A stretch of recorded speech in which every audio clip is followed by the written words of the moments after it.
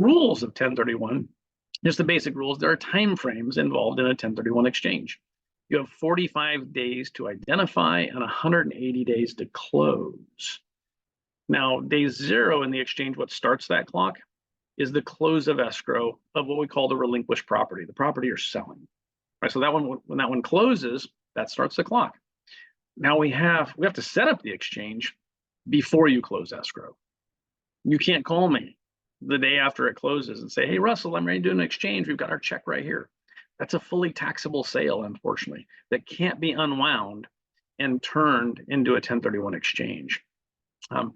We can't officially open an exchange until you've accepted an offer on the property you're selling and you've opened escrow. Only takes us like a day to set up the exchange, and we just have to have it in place before escrow closes. And then when it closes, that starts your clock. Now, of course, that's when we officially set up the exchange. I should probably be talking to you way in advance of that.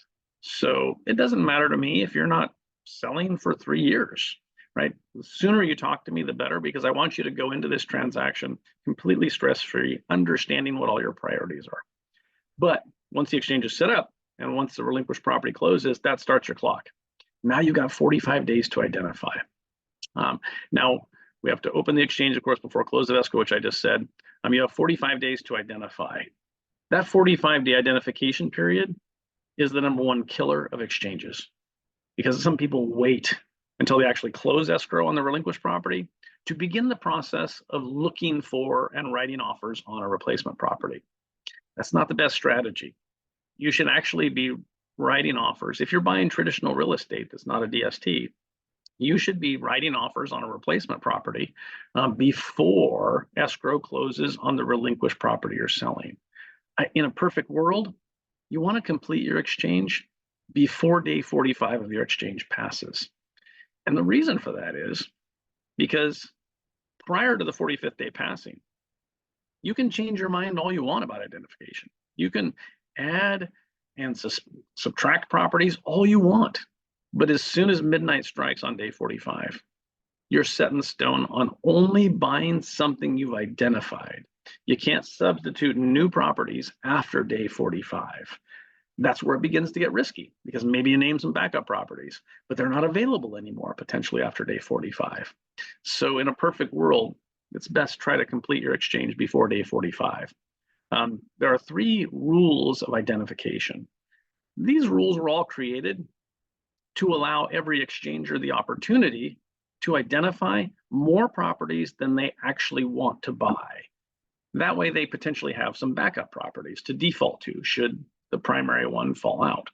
The 3 property rule is the most common rule of identification, because most exchangers are only buying 1 or 2 properties. That's it.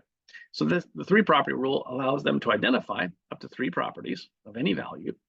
And that way they would have 1 or 2 potential backup properties to default to.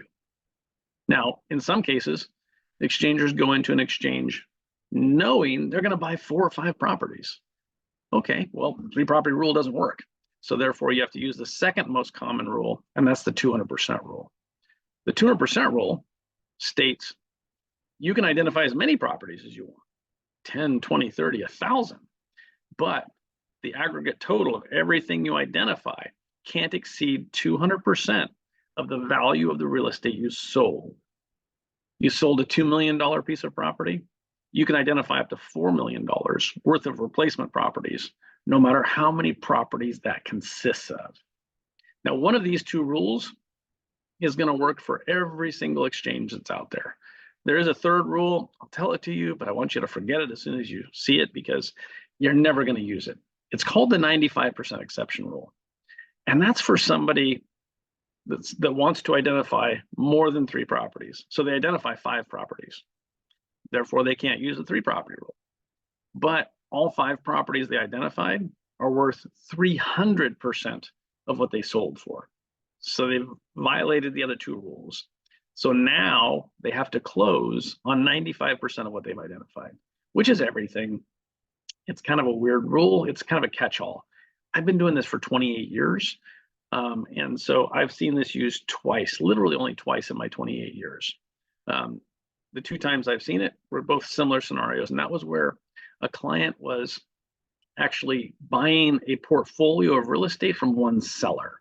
And that amount of properties exceeded those other